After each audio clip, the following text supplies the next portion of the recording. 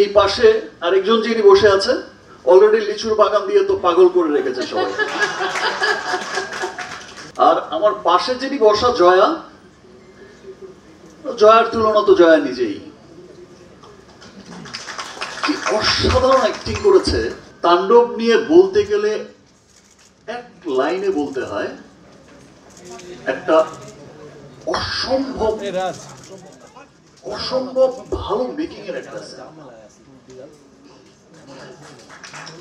আমার মনে হয়েছে, আমি রাফিকে বলেছিও, রাফি তোর লাইফের বেস্ট সিনেমা এটা।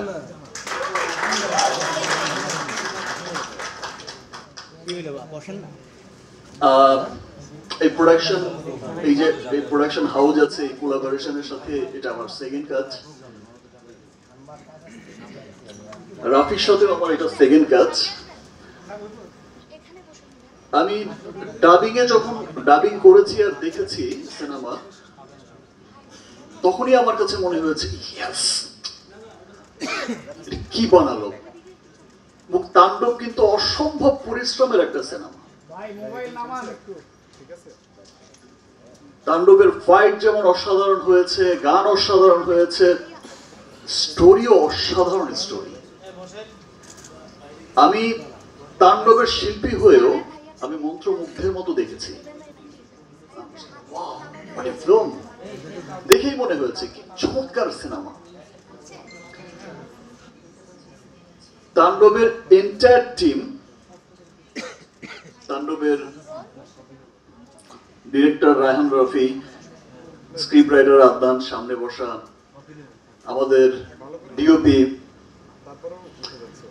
তাহসিন, এবং এই যে আমার টিমও এখানে বসা, এই যে কস্টিউম, এই চমৎকার চমৎকার কস্টিউম করেছে সান, আমার মেকআপ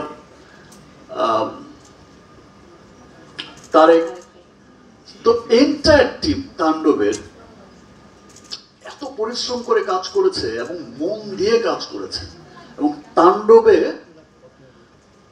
এত বড় বড় আর্টিস্টরা এখানে কাজ করেছে। আমার নিজেরই মাঝে মাঝে আমি কি ঠিক করছি, রাফি ঠিক আছে তো আমার, কার কথা বলবো তাণ্ডবে? আফজাল ভাই, এই যে আমার সামনে রাকায়াত ভাই বসে আছে, মুকিত ভাই বসে আছে, লাবলু ভাই বসে আছে, সুব্রত দা, আর আমার পাশে যিনি বসা জয়া, জয়ার তুলনা তো জয়া নিজেই। কি অসাধারণ অ্যাক্টিং করেছে।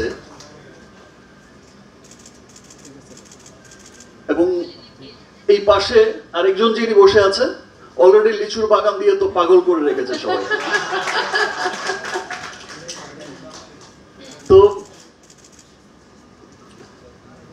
আর সত্যি বলছি, যেটা রাফি অসাধারণ একটা সিনেমা বানিয়েছে, এটা আজকে আমি বলে গেলাম, দুদিন পরেই তো সিনেমাটা মুক্তি পাবে, সবাই দেখবে। আমার বিশ্বাস যে প্রত্যেকটা মানুষ সিনেমা দেখে বলবে যেটা আফজাল ভাই বলল, যে এটা আমাদের দেশের সিনেমা। খুব আনন্দ নিয়ে, খুব প্রাউড করেই বলবে যে এটা আমাদের সিনেমা। দ্যাট মিনস আমাদের সিনেমা যে কত দূর এগোচ্ছে। আর শাকিল ভাই যে বললো 100 কোটি 100 কোটি, আমি এটা বিশ্বাস করতে চাই যে ইনশাল্লাহ কোনো একদিন 100 কোটি 100 কোটিই হবে।